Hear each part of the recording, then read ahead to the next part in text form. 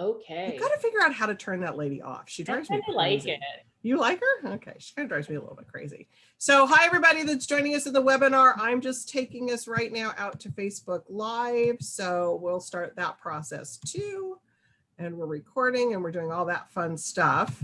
Let's see here. So we're live on Facebook now too. We're recording. We're in the webinar. We got it all. We got all things covered here for you today, Hannah. So I'm going to fill a little bit of time, just give Facebook a minute or two to notify everybody that we're here. So hi, Liz. Hi, Lisa. Hi, Hannah. Hi. Hi. Hi, ladies. We're getting ready. Did you all buy your Father's Day gifts for your children to give to your husband? Yeah. Not yet. Mine's coming. Yeah. Via Amazon. Yeah, it's in the mail. Deal with it in the morning before he gets home. So just real quick, we're, like I said, we're on 2 different platforms tonight. We're on Facebook Live and we're on the webinar as well. So if you're in the webinar with us and you have a question for Hannah or Liz and Lisa, go ahead. If you scroll over your screen, you're going to see a Q&A button down there. Go ahead and put your questions in there. And if you're on Facebook, go ahead and put those into the comment section and I will feed those into Liz and Lisa, and they can ask those questions of Hannah as well. We always love having audience questions. They're always fun, but Liz and Lisa do a great job too. The hard-hitting questions on the couch, right?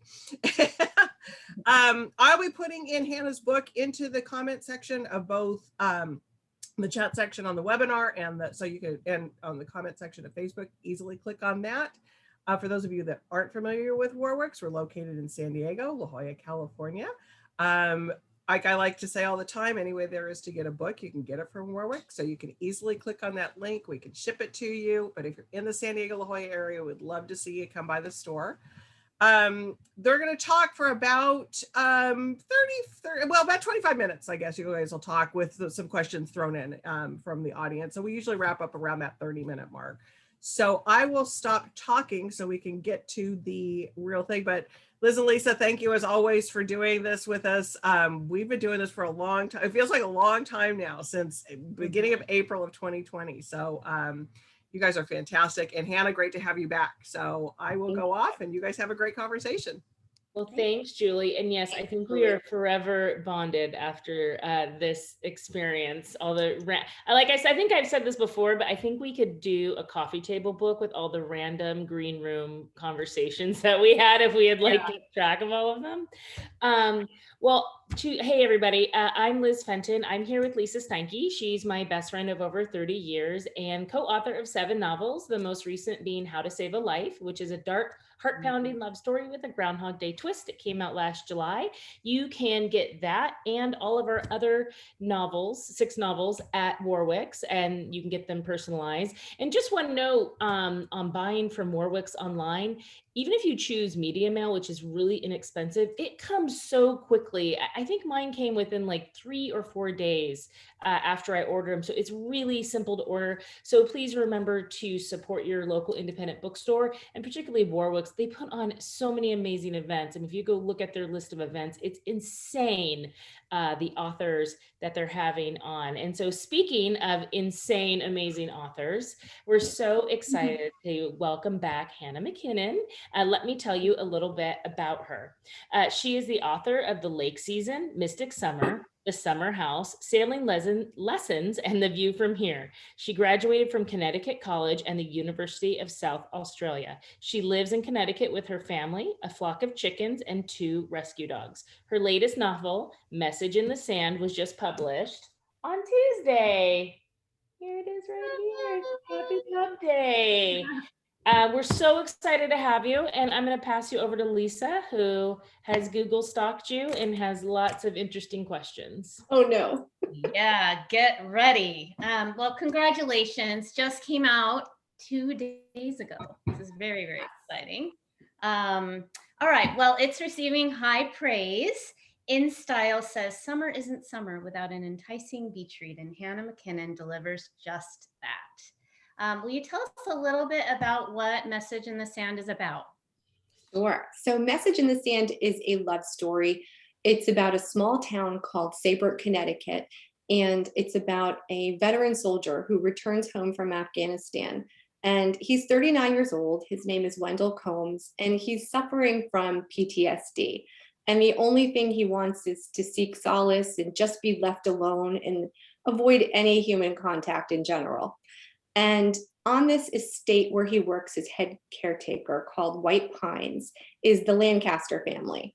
And they are a young family with two daughters, Julia and Pippa Lancaster, who are a teenage girl and a younger little sister. And these two girls don't want to leave Wendell Combs alone at all. They're very curious about him. And while he keeps to the shadows on their father's estate, they're typically shadowing him throughout the day. The Lancaster family is an interesting family in the town. They are pillars of the community and they're very philanthropic. And one night they're hosting their annual summer ball and an accident takes place that none of their guests or the family members or Wendell Combs, their caretaker, could have predicted. And it's an accident that kind of provides a catalyst to propel this very young, vibrant family toward this very reclusive veteran soldier who wants nothing to do with family or any kind of interpersonal relationships. And it calls into question the future of the estate that they're so attached to for very different reasons. And there's some little things on this side. There is young love with the teenagers. There's rekindled adult love from Wendell's past. There is a surprise visit from an estranged family member who comes in and really shakes things up. So ultimately, it's about finding family and redefining family. So, okay, so this is a pretty intricate plot. How did you think of this idea? And then how do you think of most of your book ideas? And do you have like right now, say like a bunch that you can just choose from for the next book? Yeah, that's a good question. Each book is different. I tend to have ideas or characters, if you will, rattling around. And some of them make it to the pages and some of them don't. For this particular book, it was really inspired by setting. I actually live near an estate very much like White Pines in the book. And I would say that White Pines is inspired by that place. I just wanted the natural environment to be its own character in the story. And I wanted a place that was, lush enough and vibrant enough that could really absorb all the heartache from Wendell's loss and tragedies in Afghanistan and in his personal life, as well as a place that you could see a young family also being raised. And I wanted it to be a place of sanctuary for all of them. So it really started with the setting for me with this one. Did it change at all? Because you were writing this book during COVID, when it kind of first happened, right? Did Yes. it change your story at all? Did you think about making any, changes to the plot, or did you just keep plowing forward with what was planned? I think I started just before COVID. And for me, I had a general sense of how I wanted it to go, but it was really focused more on the teenage daughter, Julia Lancaster. And Wendell as a character, I think, became more of a front runner when I started exploring his relationship with the family. And honestly, I think COVID may have informed some of that. Here's a guy who is isolated and very alone and has very little human contact and is really struggling in that isolation. So I think for me, it helped me develop his character a little bit more. It was an uncertain, scary, dark time for all of us. Mm-hmm. For very different reasons. So I would say it made the darker parts a little darker. I had wondered about that when I was doing the research, just because you had started this right when that happened. And, I think probably if we'd been working on a book right at that time, then same thing might have happened with our story. Because how can you not be influenced, right? Yeah.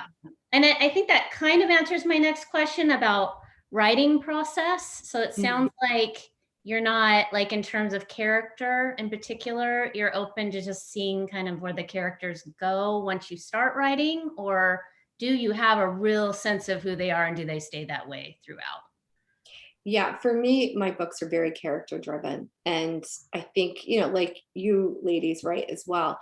I think I have a sense of who they are. Sometimes that changes throughout. In this book, they definitely met my expectations. I think they stayed true to how I originally envisioned them, but they definitely also took their own twists and turns. The process was long. The kids were homeschooling during COVID, and everything was kind of locked down and shut down. And And I think that altered my process a lot this year. A lot of interruptions, distractions, reasons to be doing anything but writing. Right. So it was hard, and it was hard to write. You know, it was a tough year emotionally to write. For me, I have to really be in that mindset, and it was hard for me to focus this year. But ultimately, we got it done. And I think, as I said, it helped make Wendell more of a three-dimensional character in some of his suffering. Right. And so yeah, your characters are, your books are very character driven, and one of the characters in each book that you write is the setting, and you're always picking a different New England town. So I was wondering, you touched on it a little bit, but that there's an estate nearby. So is that why you picked that location, or is that estate in this location, I guess? Yeah, so this estate is on my street. We pass it 100 times a day. We walk the dogs by it. You know, the kids and I go down there all the time. I grew up near it. So for me, it's always been a setting in the back of my mind. And it's a special place to a lot of the people who live in this area want to live here because of it. For me, I wanted to wait until I felt like I could do it justice. So it's been something I've wanted to write about for a while, but I just haven't worked it into any of my books previously. And it finally came through in this one. It's good timing, because being down the street, it's a lot easier during COVID than, say, if you'd picked one where you had to drive or go, since we were locked down for so long. So again, the timing. That's so true. I never thought of that, because for my other books, I would all we travel did was to walk. research. Yeah. Dogs, right? All we did was walk our dogs. You probably walked by the estate thinking, okay, next chapter is going to be this. But on your other books, do you travel to these locations and get a sense first, or is it from memory, or how do you do it? How much research do you do on some of your other books with locations? I think for me, a lot of the settings I've written about, at least so far, like places I've been to multiple times. The Cape Cod, the Westerly, Rhode Island settings, those are my old stomping grounds for family vacations and get-togethers and gatherings, really since childhood. So I know those intimately, but I still would go back and travel and visit and try to look at them a little more carefully through a reader's lens to make sure that they're authentic and that I get all those details right. So, right. You know, you always have those readers who will send you a message and they're like, just so you know. Oh yeah. Route 36. I think it's The Good Widow. Our book took place in Maui, and we had written about it just sort of from memory, because we've been there several times in internet research, but then we decided to go, and it's a good thing, because we were so wrong about a lot of just really basic stuff, because when you're travel somewhere, you're not always looking at it through like a writer's eye, which you definitely have to do when you decide to, set your book somewhere. You have to end through a reader's eye. But that's so true. Smells, Lisa. We said that the hibiscus smell. I guess hibiscus doesn't smell. Someone was very angry. Oh yeah, even after our trip, we screwed something up, and it was hibiscus, or we can't even say it. So we. You managed to ruffle some feathers. You still are. We always do. We always do. Okay, let's talk about your cover, which again, I think I said this last time we talked to you, but you walk into a bookstore and you just know it's one of your books, which is great. You've done a great job with branding. Nice. What if anything is your involvement in how this looks here? I'm really fortunate with that. Mm-hmm. Yeah, I like to be heavily involved. I'm a visual person, and even back when I was writing children's books, the covers were so important to me. So with this one, the design team will mock up a few designs and they'll send them our way, and we talk about what we like and don't like. I will say that with each book on Emily Bessler's team, the design team, we have branded somewhat, and they get it. And with this one, they got it pretty much the first time around. I think we changed the clothes. We moved her off the beach onto a dock. A couple little tweaks, but nothing major with this one. And I was happy with it right off the bat, because there have been others where we go back and forth with design. Right. And this is a really good one. And it just, like I said, you're going to get a summer book. If you're just don't have a lot of time and you're at the bookstore, you're going to pick this up. You're going to throw it in your beach bag. What about title? Because I know some authors are really good at thinking of titles, and others will just say that's not my area. Are you good at titles, or So does someone else usually? I think I used to be. um, I used to start with titles, like we were talking about starting with setting. I actually began with titles even before setting when I was first writing. And it's funny because now the process of writing is getting a little bit easier, but the titles are harder. And this particular one, we were going through titles when it was in copy edits. We were so close to wrapping this. This one, I have to give full credit to my editor, Emily Bessler. This was her title, her call. We've never done that before, and people seem to be responding really well to it. So I'm glad we ended up going with that one. Were you calling it anything before it became Message in the Sand, or was it just untitled? Yeah, so because the estate in the book is called White Pines, we started with Under the White Pines was one of our working titles, and then something else with White Pines, and it got too wordy, and White Pines didn't seem beachy enough. It seemed more like a, lodging, mountaineer, winter kind of a tale, and we just kept going in circles, and then we ended up going back to something with the sand, something with the environment and the lakefront. And Emily finally threw that one out, and we were all like, oh, aha. Right, there it is. There it is.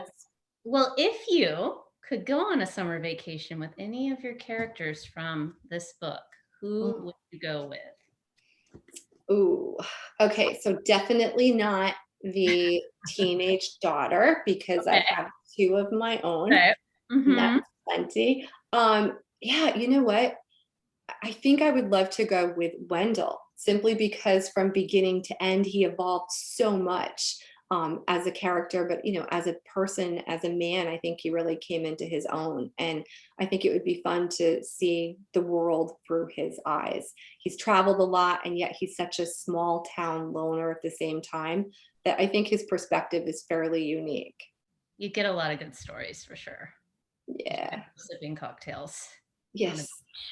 Do you have a favorite scene in the book without giving anything away? I do. I will try to share it without giving anything away. The horse in the book. So I always include animals in my books. Like there's always a dog, multiple dogs. And there's a dog in this one too, but there's a horse named Radcliffe that they call Ratty that belongs to Julia Lancaster, the 15-year-old. And Wendell, as caretaker, has some involvement with taking care of the horse, is familiar with him. He sees Julia get bucked off when he tells her not to go ride in a certain field on a windy day, and she does it anyway. And then she comes back covered in grass and dirt and huffing and puffing, and she's like, go catch my horse. And he tells her, he's your horse. So I think there are a lot of scenes building up between Julia and Wendell with tension and frustrations and not understanding each other at all as people. And the horse is the one common thing that they share. And there is a scene toward the end of the book with the horse and just Wendell alone. And Julia had been there a few moments earlier and left. And it's a silent, no dialogue interaction. And it's just something that I cried when I wrote. And I was doing an event earlier this week with Nancy Thayer, and she reminded me of that scene because, it's been so long, you forget. Right. Your book comes out, you're working on a new book already, and you got to kind of go back and revisit these characters. And I was so happy that resonated with her, and I hope it does with other readers because it was poignant for me writing it. I think there's a lot of animal lovers out there, so when there's a scene like that, I'm sure that it will. What do you want readers to think when they finish the very last page and close the book? How do you want them to feel, or what do you want them to be thinking about? I think for me, I always want readers to have a takeaway that someone in this book resonated with them, that they're still thinking about them. Like, when you finish a good book, I was just talking to a friend today who she just finished a good book. She's going on a weekend trip with her husband, and she pulled up outside my house and I handed her this copy through the window. And she's like, I didn't want my last book to end. I need something else to take my mind off it.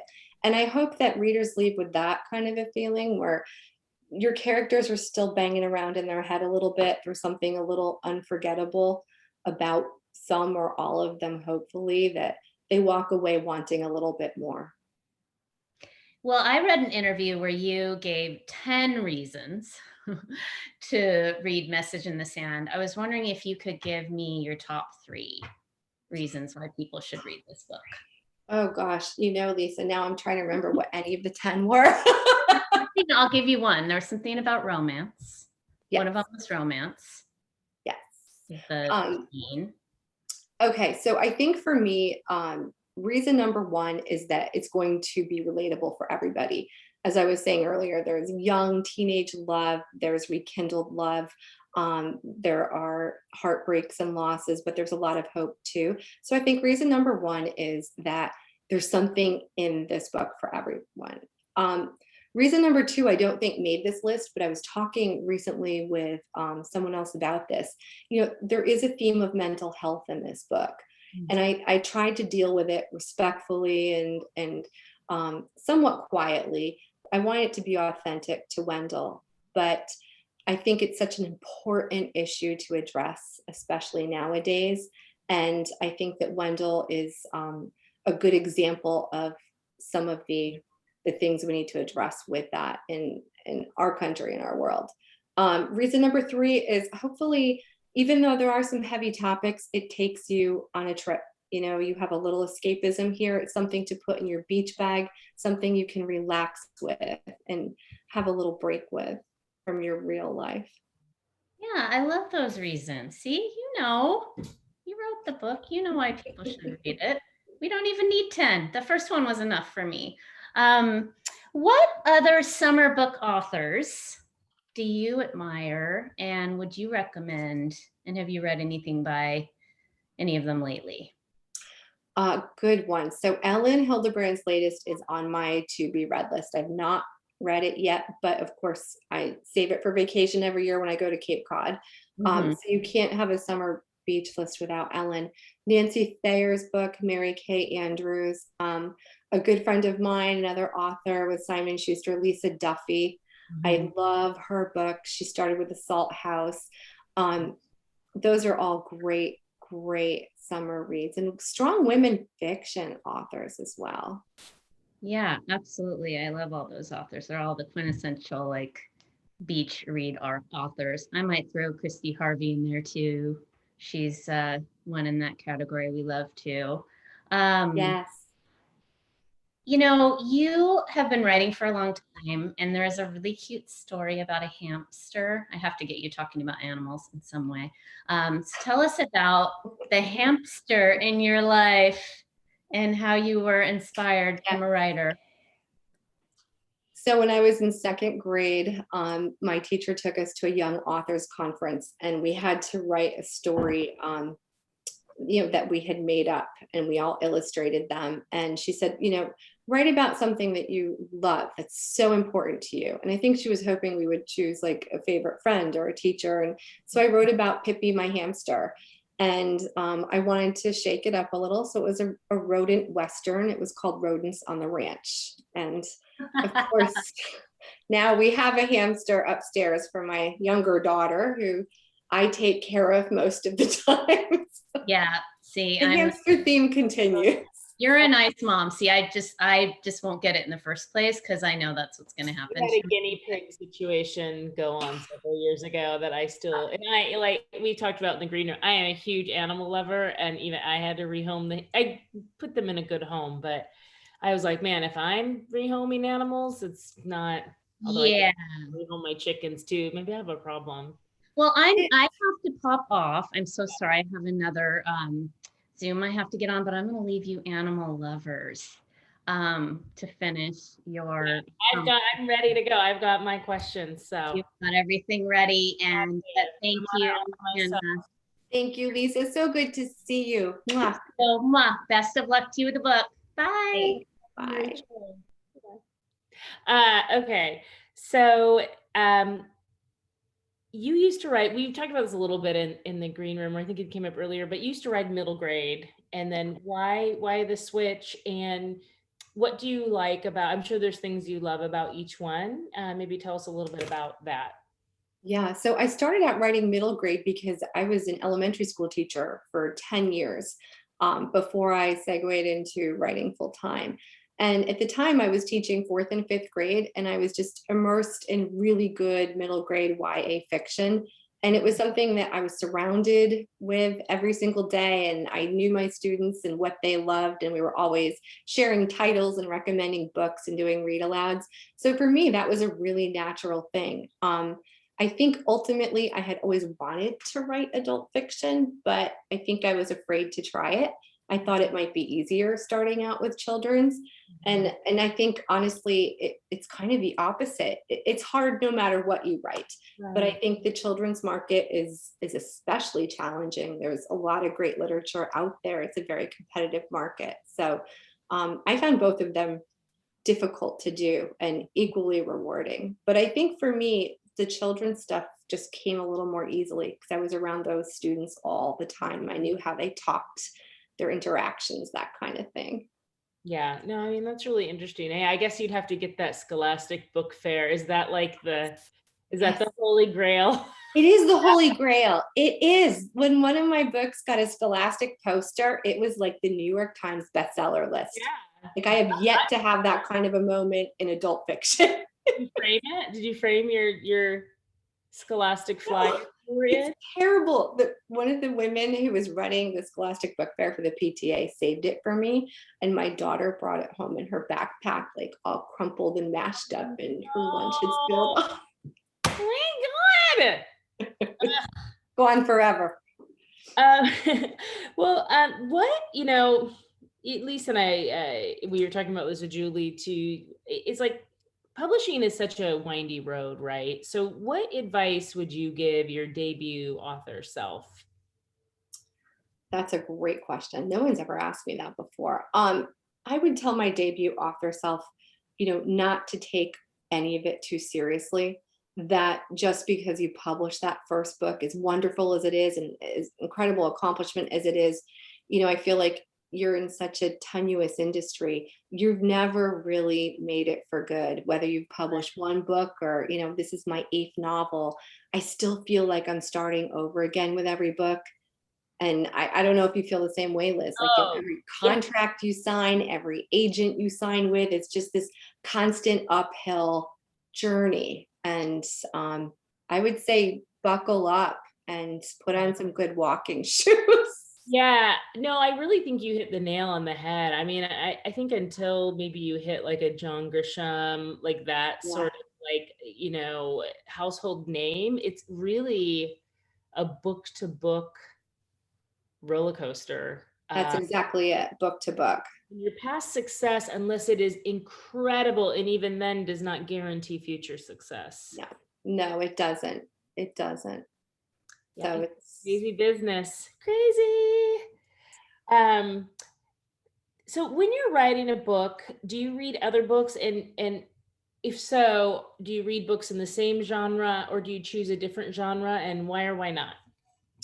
Okay, so I used to read books when I was writing all the time because I felt like I would choose different genres. And I felt like for me, when I was writing children's fiction, I would read, adult, for example. It gave me a break, but it kept me immersed in language because you're always striving to, for me, write a little bit of prose as well as a story with a good plot and a good pace. Nowadays, I don't. And I think it's the nature of life at my age. I've got, 2 teenagers, we're busy, we're on the go.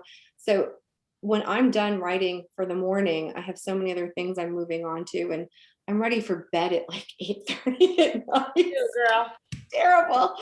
But when I'm done writing the book, then I hit my to be read pile. And I just read Laura Dave's new release. I have The Other Black Girl on my nightstand. Yeah. So I've got a lot of good ones. I interrupted you. What's on your nightstand? The Other Black Girl. Oh, yes. That's on mine too. Yeah. Lisa read that and loved that. It was one of our Fox. You read it? Lisa read it. Yeah. It was her Fox book club choice last month. That's right. I saw that list. Yeah. I'm excited for that one. Yeah, she said it was amazing. So I'm going to read that too. And Laura Dave's, and we've known Laura a long time. And that book was just so well done. It was different for her too. So different from like 800 Grapes. Right. Well, she's married, she's, it's very cinematic. And I think, her husband is a screenwriter and obviously didn't help her with, but I do think like that I'm sure she has that in mind when she's writing, because that book is very cinematic and is being made into a movie, or either movie or series. I think movie, with Julia Roberts starting in development. I heard it was being made into a series. I didn't know they had Julia. That's Yeah. Oh, is it a series? I couldn't remember, but yeah. Yeah, it's going to be good. So tell us, as we wind down, you got to tell us what is up next for you. Up next. So right now I'm working on my next year's summer release. This one's a little different. It is women's fiction. I guess you could say it's another beach read title, but this one has a mix of historical fiction in it. It's 3 generations of women in the Darling family in Westerly, Rhode Island, and it deals with the hurricane of 1938, which was incredibly devastating. And I knew a little bit about being in New England and growing up here, but it's just incredible, some of the stories of survival. And I have had this in the back of my head for, I don't know, honestly, since 2015 when the lake season came out. And I've never really wanted to touch it until I felt ready. And I felt like, this is something I'd like to change up a little bit now and challenge myself and add a little of the historical research in there too. So this is what I'm working on.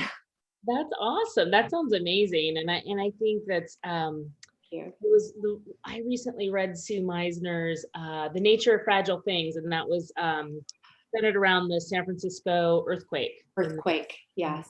Around 1930, 1920s, 30s. I can't remember the exact year, but it just is really done really well, and kind of had it was women's fiction, but it was light. It was awesome. So I have to check that one out. I've seen it, but I have not picked it up yet. Yeah, I don't do the heavier as much as I respect. I'm actually friends with a lot of historical fiction writers, and they make the real heavy ones. Not heavy, but even just so deep. I tend to go lighter, but Sue's books, they're really accessible. So they've kind of, you'll have to read that one. I think it might help, not help, but sounds like it might be similar kind of to what you're writing. Not the situation, but the genre. No, I'll definitely check that out. Thank you. Yeah. Okay. And then tell us where we can find you online.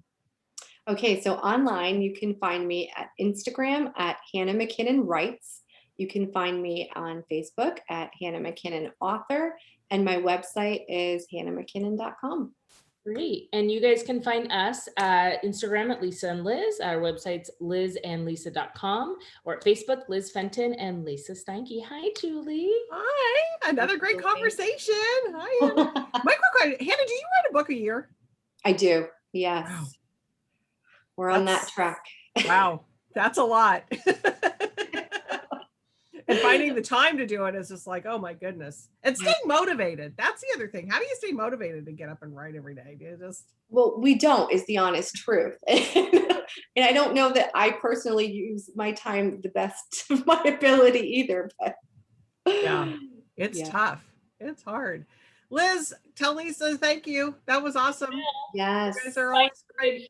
At our HOA meeting right now. Oh, God, our HOA is just the worst. Rocks. She's trying to keep her rocks. Keep those rocks, Lisa. We Huh? got rocks to keep. I've seen those rocks. I don't know why they're trying to get rid of them. She did a good job on those rocks. No, it's nuts. Hannah, what's the weather like where you're at? Are you in the middle of that heat wave going on? It's actually unusually cool, unseasonably cool here. We had a heat wave a couple weeks ago, and now it was 48 degrees last night here in Connecticut. Wow. And yeah, so I mean, right now it's just after 9 o'clock. It's dark, but it's cold. I mean, the kids are in sweatshirts. Yeah. Yeah, that's nuts. Well, thank you both. Thank you for all Thank you, Hannah. Julie. Always great Thank hosting you, you. Liz, we love you guys to great. death, and thank you for doing these. We appreciate them very Yeah. much. All right. I'm going to take us off of everything. So when we don't go back in a green room. So this is our goodbye. All right. Thanks so much, ladies. See the book soar. Yes. Bye everybody.